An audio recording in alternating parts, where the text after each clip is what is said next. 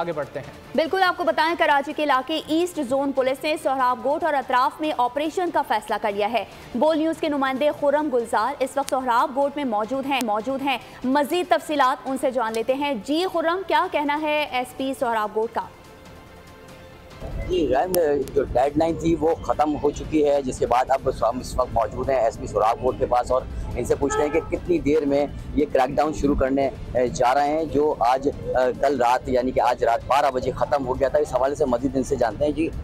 जी बिल्कुल, यहाँ जो डेडलाइन थी वो कल रात ख़त्म हो चुकी है और ऑपरेशन सुबह से स्टार्ट है। तो तमाम जो टीमें सोहराबगोट डिवीज़न की वो सारी आई हुई हैं और ये ऑपरेशन फुल स्केल पे भी है। तो इसमें हमने एरियाज़ पहले से ही आइडेंटिफाई कर ली हैं जहाँ जहाँ हमने जाना है। तो अभी ये फुल क्रैकडाउन स्टार्ट है। सर, कितने थानों की नफरी और कितने यहाँ पे ऑपरेशन करेंगे आप? इसमें पूरे डिस्ट्रिक्ट की हमारे साथ नफरी होगी और बिलखुसूस जो हमारा डिवीज़न है उसकी कंप्लीट नफरी होगी। और ये सारे हमने टीम्स भी बना दी हैं, सर्च पार्टीज़ भी बना दी हैं। तो अभी हम स्टार्ट करेंगे।